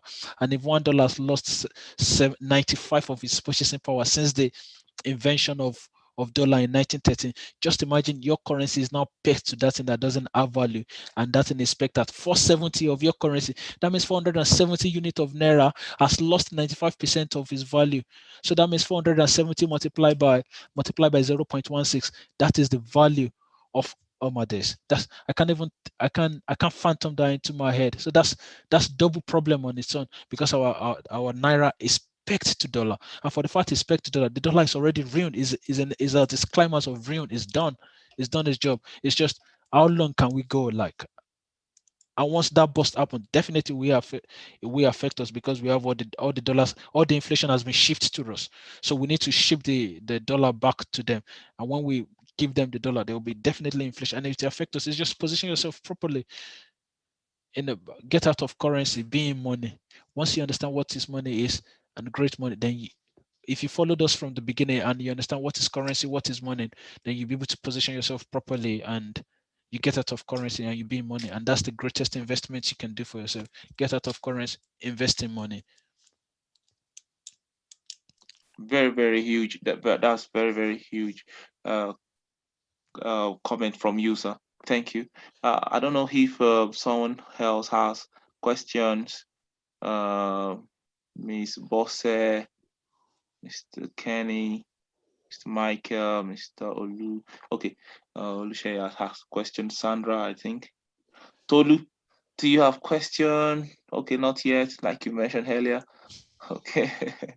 So great conversation, great conversation, and we look forward to tomorrow. Same time tomorrow, I guess. Same Same time time tomorrow. tomorrow. Yes, Okay, yes. 9:30 tomorrow, Yeah. and we 9:30. can actually deep dive into the proper trading and scenarios around that. Thank you. Yes. Yeah, no, Yeah, we can do that. The yeah. only reason we're doing this is I just don't want to set people up for failure, because if you just teach, it's just like giving someone a job and you didn't do any training for them. Of course they will crash because they don't know anything, because they will just you just give a person a car and he doesn't know how to drive. Of course it will crash. It doesn't have the right. That's the only reason we did this, because I don't want to set up people for failure. They just need to understand about money, about currency, about the history of money, about how we had hyperinflation in Rome, how we had hyperinflation in Athens, how we had inflation in Venezuela, in Argentina, in Zimbabwe, in Germany, when the German mark lost its value of its currency, and 1 million mark, you can't even buy bread with 1 million mark, and how you can't even buy anything with 1.2 billion denarii, and that's happening on a global scale. Now that's why it's even more scary, because it's happening with the biggest economy in the world, because all our currency is pegged to it. So once they go down, definitely we're going down with them. Because now, just just imagine $1,600 to people because the new president promises them. Where's the money coming from? It's coming from no one. It's coming from printing. Definitely, what that says, what that happens to you is that your purchasing power is gone, because it will give people money that are not productive in the economy, because the tax is not enough to pay for that spending. They have to pay for their military. The military takes nothing less than at least 30% of the world's total income. 50% of the total income the government makes from tax, it takes 50% of it. Just military. They have almost 900 military bases in almost 130 countries. The United States, they have to fund that. Plus, they have to fund all the national work, all the projects. Then now we go to stimulus. It took us 200 years to print $825 billion. 200 years. But in 2020 to 2021, we printed close to $1.2 trillion in a year. But in 200 years, we printed $825, $825 billion. Could you just imagine the scale of that? That's that's crazy to think about that alone. And they give it to people, and people are not productive because I give it to you. You sit down at home, you don't go to work, but someone will go out to work and make the food, and you go and buy, but the food will be shortage in supply, so you have to pay more.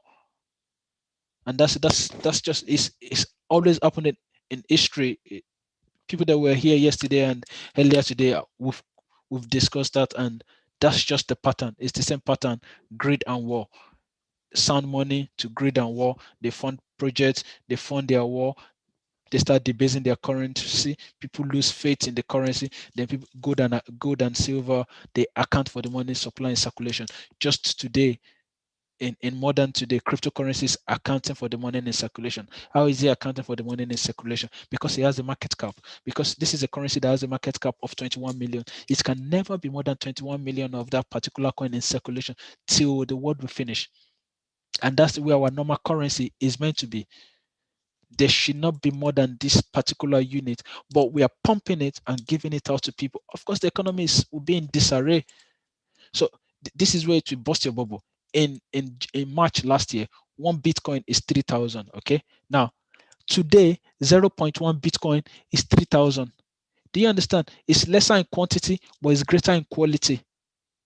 But our real money is the opposite, and that's why it doesn't keep value. So that's it from me today, Mr. Olaidan. What an happy to see everyone. Thank you. Mr. Michael, my great mentor, is my great mentor. Sheye is my bosom friend. Basiratu. I don't really know Tulu. She's my dearest, and Mr. Laide and Bosede Adenuga and Sandra, you're welcome as well. And Kennedy Oshola was my schoolmate as well. I'm more than happy, and we've some people that have left as well. But I'm happy to share the few things I know with you guys today, and I hope it's been helpful and impactful in my own little way. So that's just if there's no question, Okay. we'll take the recording off, and I can talk to people more freely now. All right, thank you. Maybe everyone can hang on. Let's check. Someone drop a question. Okay, thank you from Sandra. Thank you, Sandra. We appreciate you also. Thank you. So that's my good friend as well.